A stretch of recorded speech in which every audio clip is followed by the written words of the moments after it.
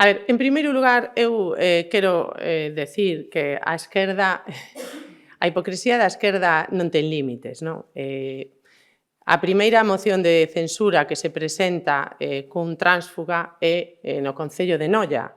Presentan ao Partido Socialista e ao Bloque Nacionalista Galego cun tránsfuga do Partido Popular. Un tránsfuga que hoxe é tenente de alcalde, concelleiro de Policía de Seguridade Cidadá, forma parte da Xunta de Goberno local, da que antes non formaba parte, e, por tanto, incumprindo a normativa, é dicir, mellorando a súa situación política e económica. Eso pasa no Concello de Noia cun alcalde socialista que chegou á alcaldía cun tránsfuga do Partido Popular. E parece que agora o Partido Popular vai perpetrar un golpe de Estado en Lugo, facendo o mesmo que se fai en Noia.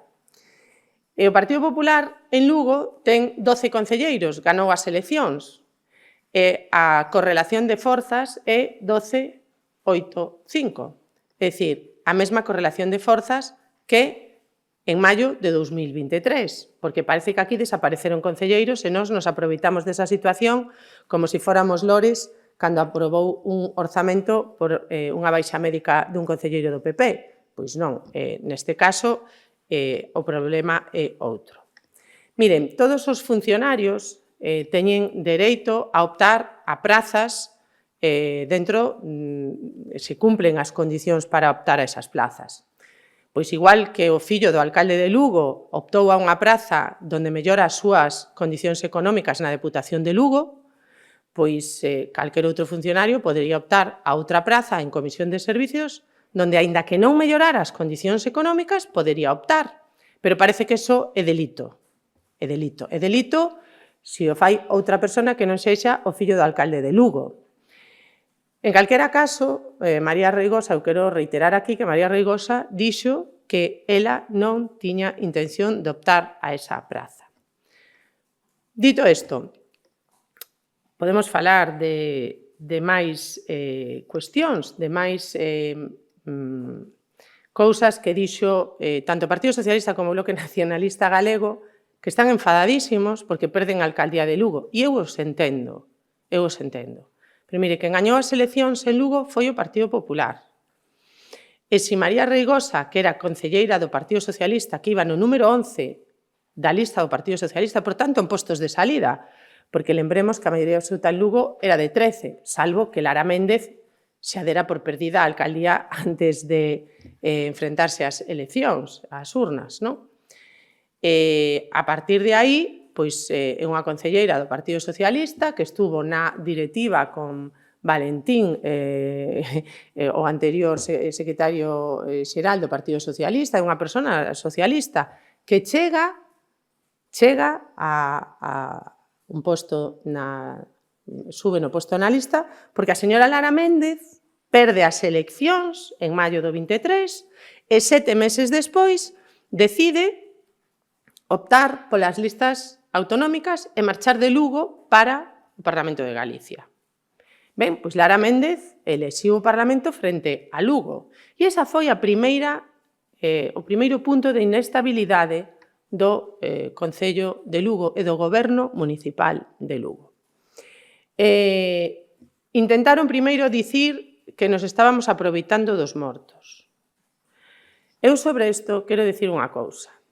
Os únicos que se están aproveitando dos mortos e que están intentando vincular a súa incompetencia, a súa falta de xestión e o seu desgoberno na cidade de Lugo é o Partido Socialista e o Bloque Nacionalista Galego. Pero especialmente o Partido Socialista, que no último pleno do mes de marzo, que se celebrou o 26 de marzo, cando faltou ao pleno por enfermedade grave unha concelleira socialista, fixeron unha comida onde se puxeron estas camisetas que decían: se afunde o barco, convertémolo en submarino.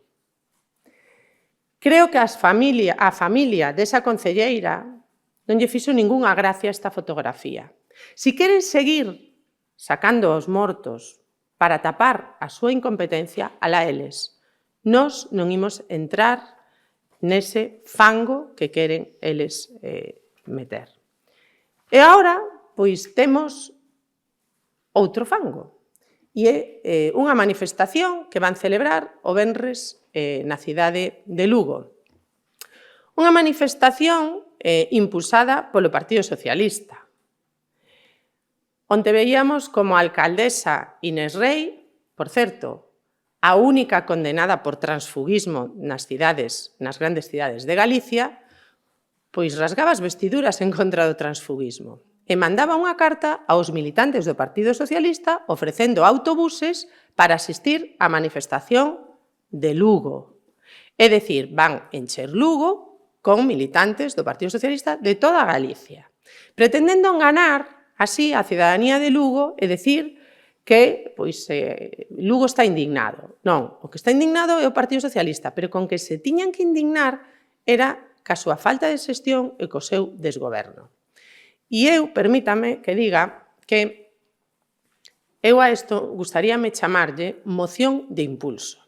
Moción de impulso que onte vimos claramente cando o Partido Popular, o Grupo Municipal do Partido Popular de Lugo, presentou, xunto María Reigosa e con Elena Candia á cabeza, máis de 40 medidas, concretamente 45 medidas de impulso para Lugo. Medidas destinadas a mellorar a vida dos lucenses.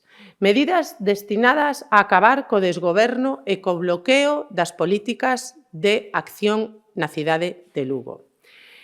Medidas para impulsar cuestións tan importantes como as preocupacións dos veciños e das veciñas, que a un alcalde e a un concelleiro ou a unha concelleira, os veciños é o único que lle piden, que arranxe os problemas máis cercanos e máis inmediatos. E iso foi o que vimos onte na roda de prensa dos concelleiros e concelleiras do Partido Popular de Lugo e da nosa candidata á alcaldía e futura alcaldesa de Lugo, Elena Candia.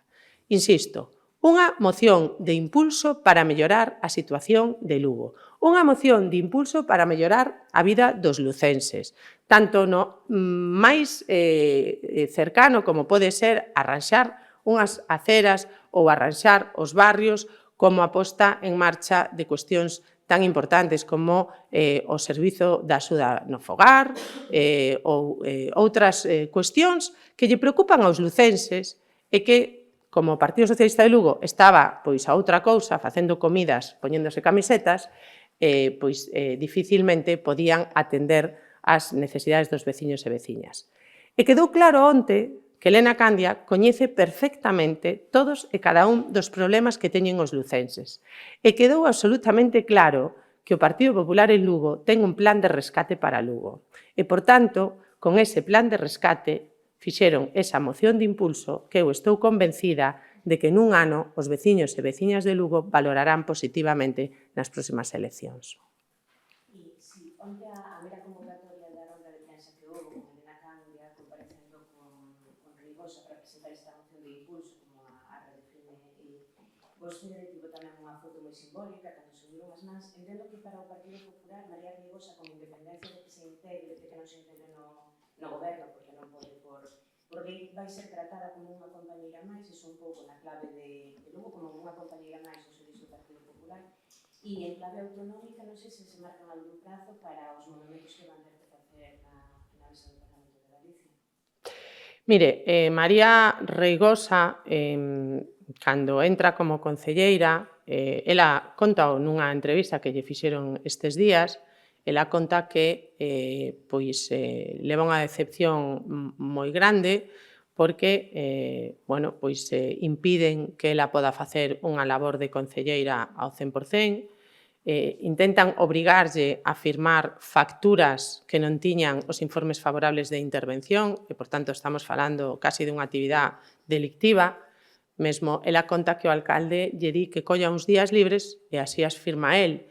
Ese é o modus operandi no Concello de Lugo, porque cando Rubén Arroxo, o do Bloque Nacionalista Galego, tamén ten que firmar algunha cousa que non ten o informe favorable dos servizos de intervención ou dos servizos xurídicos, pois o alcalde deixa a alcaldía, temos visto o caso de que deixou a alcaldía 3 horas para que Rubén Arroxo pudera el firmar as súas trapalladas, voulle chamar así, non?